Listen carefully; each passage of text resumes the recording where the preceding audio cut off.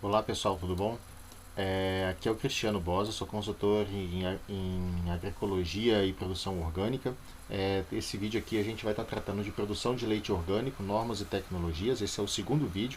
A gente já fez um primeiro onde a gente abordou a parte de alimentação. Aqui estão meus contatos. Esse vídeo é feito em parceria com a DEOP e com o projeto Ater Mais Gestão. E ele é destinado principalmente a uma proposta técnica que a gente está abordando, pensando na realidade aí do oeste, sudoeste, do Paraná e também sul do Brasil aí para essa realidade. Então tratar um pouco desses aspectos aí que o pessoal da Ciscopláfida ali da região de Cascavel no Paraná está interessado em estar desenvolvendo essa proposta. Então esse vídeo aí foi pensado para essa realidade, mas tem vários conceitos aí que podem ser aplicados para qualquer outra região. Mas então vamos seguir aí sem mais delongas, né? Então, agora a gente vai começar a falar sobre a parte de adubação. Como que é a adubação na agricultura orgânica? Muitas vezes o pessoal fica com dúvida, às vezes desinformações que dizem que na adubação, na agricultura orgânica não pode ser feita adubação, não pode ser comprado adubos externos, não. O que não pode na agricultura orgânica são utilizar adubos de síntese química, como ureia, como NPK, como os cloretos de potássio. Todo adubo de síntese química não é permitido. Né? Então, um dos adubos mais usados na agricultura orgânica é a cama de aviário, né? Existe aí em grande oferta no mercado, seja de aves, seja de poedeira, seja de vários outros provenientes. Então, o que a cama de aviário tem? Nitrogênio, fósforo, potássio, cálcio, micronutrientes. Né? Então, aqui a cama de aviário. Qual que é a questão? A cama de aviário, se ela não tiver o certificado de orgânico, não tiver essa certificação, na aquisição dela ela tem que passar por um período de compostagem. O que é compostagem? Deixar ela lá curtindo no tempo aí, o período que vai variar aí, mas geralmente é em torno de 90 dias, que é o período que ela vai esquentar, depois ela vai esfriar, que é quando ela perde ali principalmente seus compostos tóxicos. Isso quando a cama de aviário ou outra adubação orgânica, seja esterco de ovelha ou esterco de gado, de uma propriedade convencional mesmo, que seja adquirida, né? Então ele tem que passar por esse período de compostagem. Outro adubo permitido na agricultura orgânica é o famoso aí calcário. Calcário ele é um pó de rocha, então os pós de rocha eles são permitidos na agricultura, são amplamente utilizados, tem muitas pesquisas muito interessantes indicando aí pós de rocha, não só o calcário, mas também aí o fosfato natural, vamos falar dele, e também pós de basalto, pós de várias outras rochas são pesquisados para a agricultura e dando ótimos resultados. Calcário fornece aí principalmente cálcio e magnésio e a correção da acidez do solo. Fosfato natural ou o iorim, um produto comercial. Aí são o fosfato natural e o iorim são produtos aí que fornecem principalmente o fósforo, que é um nutriente aí de grande necessidade para a agricultura, para a situação da agricultura brasileira, que tem deficiência de fósforo. Micronutrientes, boro, zinco, demais, são produtos permitidos, os micronutrientes. Mesmo que eles sejam de síntese química, o que acontece? Você utiliza doses muito pequenas, você vai utilizar 1 quilo, 2 quilos, quando muito, por hectare. Então a dose dele é muito pequena. Então, quando necessário, é permitido estar sendo utilizado a adubação com micronutrientes.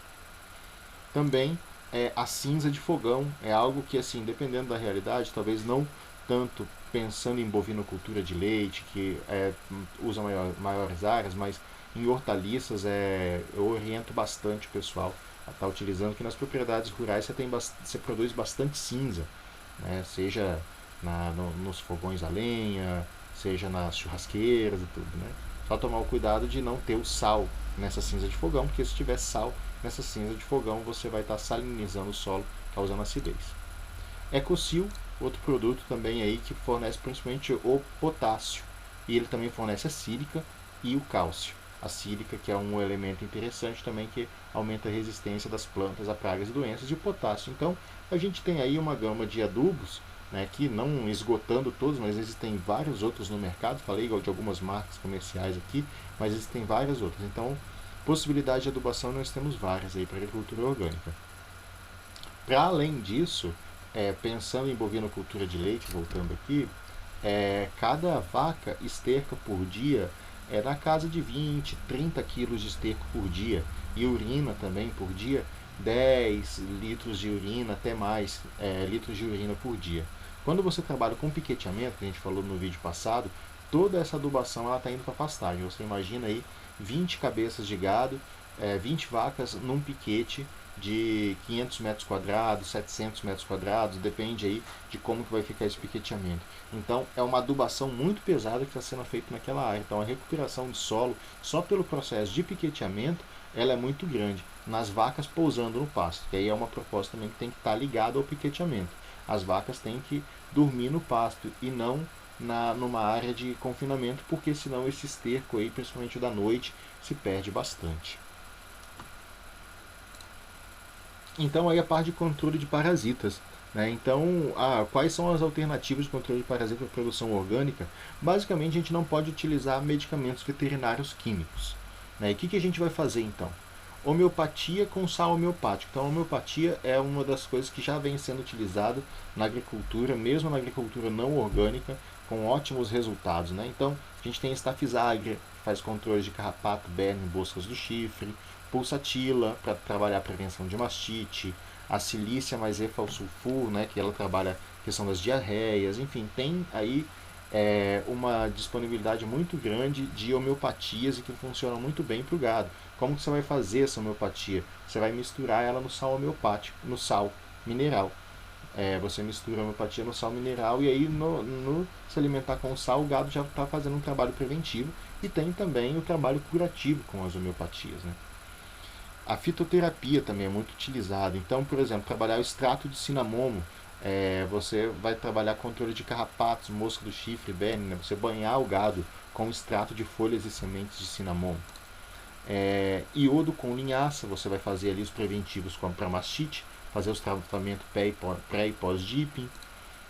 Pomada de tansagem, então você vai fazer para controlar mastite, mas também é cicatrizante, contra infecções, feridas e cortes, né? Então tem essas possibilidades. Uma dúvida também que sempre surge, as vacinas, pessoal. As vacinas são obrigatórias, porque as vacinas não são medicamentos químicos. O que elas são? São estirpes de vírus mortos. Então é um processo que não é químico. Então as vacinas são obrigatórias. Também pode acontecer de, se necessário, usar produtos proibidos.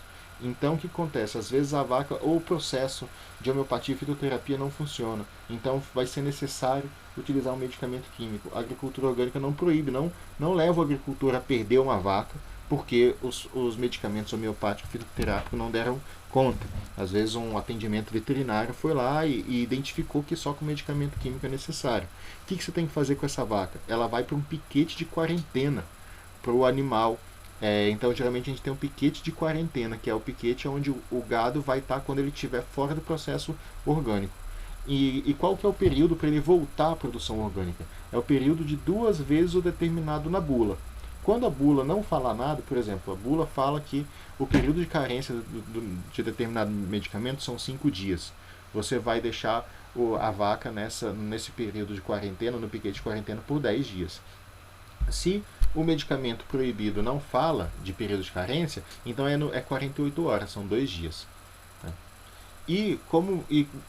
Esse tratamento você pode fazer no máximo 2 vezes num período de 1 ano. Então a vaca ela pode sair do processo de orgânico no máximo 2 vezes em 1 ano, com um intervalo mínimo de 3 meses e no máximo 3 vezes na vida dela. Por quê? Se a gente vê que a vaca ela não está se adaptando à produção orgânica, realmente então o orientado é que o produtor se desfaça. Se os processos de homeopatia e fitoterapia não estão dando conta, a vaca está tendo que toda hora sair do processo de orgânico e ir para a quarentena, o orientado é que essa vaca ela tenha outra destinação e seja outro animal reposto que se adapte melhor. Outros fatores aqui muito importantes vistos na agricultura orgânica relacionados ao bem-estar animal. Então, liberdade, né? É uma primeira questão. Os terneiros na corda, algo que a gente vê muito por aí, não é permitido, é proibido. Então, qual que é a orientação? A gente vai fazer um piquete para os terneiros. Né? Então, a gente faz algum piquete ali, onde os terneiros vão ser criados ali. Os animais têm que ser livres de sede. Então, qual que é a orientação? A gente trabalhar água nos piquetes. A gente fazer uma rede de água onde ela esteja presente em todos os piquetes. Isso, inclusive, economiza muita mão de obra do agricultor, que muitas vezes ele gasta muito tempo levando e trazendo os animais para tomar água. É um investimento que não é tão alto dentro do investimento geral da bovinocultura de leite e que dá bastante resultado, inclusive produtivo. Livre de fome, então o gado ele tem que estar sempre com uma alimentação farta, o gado não pode passar fome. Livre de medo também, então o gado ele não pode ter um manejo agressivo, então tem que ter um manejo tranquilo com os animais, sem agressividade. Cachorros também, pessoal, não é permitido cachorros na agricultura orgânica acompanhando o gado, porque eles são predadores do gado, então o gado sente muito medo, então é um problema. Então o manejo do gado, o pastoreio, ele tem que ser conduzido pelo homem, né, para ir trazer tranquilidade aos animais. As instalações também têm que ser higiênicas, né? Então ali a sala de ordenha, a sala de espera, os próprios corredores, né? Tem que ter higiene nesses espaços. Outro fator também, o aleitamento dos terneiros, né? Dos bezerros, dos novilhos. Né? Até 90 dias tem que ter tem que ser tratado com leite os animais, né? Também hormônios e estimulantes eles são proibidos. Agora falando um pouco sobre a parte de certificação propriamente dita, né? Alguns documentos que vão ser necessários para o processo do certificado de orgânico. Então, o plano de manejo orgânico é um documento um pouco mais extenso, que tem que ser preenchido para o produtor orgânico. Caderno de campo. O que é o caderno de campo? Onde o agricultor vai anotar a aplicação de medicamentos, vai anotar a utilização de adubos, o volume de leite coletado, as colheitas, as vendas. Então, tudo que está acontecendo na produção orgânica, na área orgânica, tem que ser registrado no caderno de campo. Esse é o objetivo dele. Arquivar as notas fiscais de compra de insumo e venda de produtos. Então, como que você comprova para certificação de que você utilizou ao fosfato natural e não utilizou um adubo de síntese química? Você tem que ter a nota fiscal de compra desse fosfato natural. E assim para todos os outros produtos, seja homeopatia, qualquer outra questão. E também a venda, né? Para demonstrar a venda de produtos que você está tendo.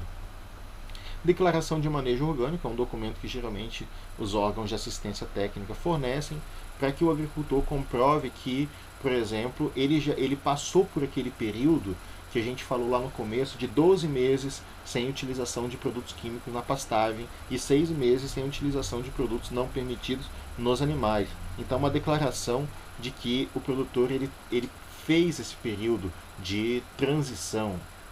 Então, a gente chama de declaração de manejo orgânico. Documentos da propriedade, então o agricultor tem que apresentar ali a documentação da propriedade. Outra, não parte de documentação, mas de adequação, né? Os armazenamentos dos insumos orgânicos têm que ser separados dos insumos convencionais. Então, os insumos convencionais de uma propriedade que tem área certificada orgânica, eles têm que ser devidamente guardados num local separado. Você não pode ter ali um glifosato e do lado você ter umas homeopatias, uma pomada que você fez para controle de mastite para orgânico. Isso tem que ser muito bem separado o local de cada coisa. Dispensa de outorga d'água, né? Então, caso o agricultor faça a coleta da água, então a dispensa de outorga é necessária. Lixo e esgoto. Então, o produtor também tem que ter o controle do lixo da propriedade. Não pode ter lixo espalhado pela propriedade, né? E também a questão dos efluentes da casa, né? Da pia, do banheiro, eles têm que ter um tratamento adequado. Tipos de certificação orgânica, pessoal. Então, a gente tem a certificação orgânica participativa. Essa certificação, quais as principais características? Ela tem uma anualidade de menor custo. O agricultor tem que participar de reuniões periódicas. Nessas reuniões ocorre aprendizado e fiscalização das produções. Ele é centrado nas reuniões e nas pessoas. Já a certificação por auditoria, ela tem uma anualidade de maior custo. Pelo menos uma auditoria vai acontecer por ano na propriedade, então uma vez por ano os auditores vão visitar a propriedade. e ela é centrada em documentos e na vistoria, né? Um detalhe aqui, pessoal, que às vezes gera confusão: ambas têm a mesma validade perante o mercado, principalmente o mercado institucional. Então, não existe diferença de mercado, que um mercado não aceita o selo de certificação participativa e o outro só aceita de certificação por auditoria. Não existe essa destinação, a não ser em caso de exportação. A exportação é outra história, mas o processo tem a mesma validade. Outras informações para certificação: a bomba costal que for utilizada para banhar o gado, para fazer a aplicação de biofertilizante, para fazer aplicação numa produção de milho, por exemplo, para alimentação animal, tem que ser exclusiva para produção orgânica. Você não pode utilizar uma bomba, num dia você utiliza veneno, no outro dia você usa produtos orgânicos. Você tem que ter equipamentos diferentes. Ferramentas e implementos, né, também você pode ter, preferencialmente de uso exclusivo, ou então eles vão passar por limpeza antes de ser utilizado de uma área convencional para uma área orgânica. Paiol ou prateleira exclusiva identificada para os produtos orgânicos, como a gente já falou, tem que identificar exatamente o local onde estão sendo arquivados os produtos orgânicos. A área orgânica, onde tem certificação orgânica, o produtor não pode plantar transgênico, como a gente já falou no outro vídeo, né? Então, o agricultor não pode plantar transgênico, ele pode arrendar, por exemplo, pode ter alguém que arrende a área dele, ele tem lá 20 alqueires, 10 alqueires é certificado e os outros 10 alqueires ele arrenda para um outro produtor, e esse produtor ele planta transgênico. Então, isso devidamente documentado e ajustado é permitido. O agricultor tem 5 anos para certificar toda a propriedade, prorrogável por mais 5 anos. Então, a partir do momento que ele recebeu o primeiro certificado dele, ele tem 5 anos para ter toda a propriedade certificada como orgânica. Quando ele fizer a aquisição de novas vacas, essas vacas têm que passar por um período de quarentena, de geralmente 3 meses, para que elas sejam incorporadas aí ao processo de manejo orgânico. Então, pessoal, basicamente era isso. Muito obrigado aí pela atenção. Esses são meus contatos, e qualquer dúvida, entre em contato. Até mais.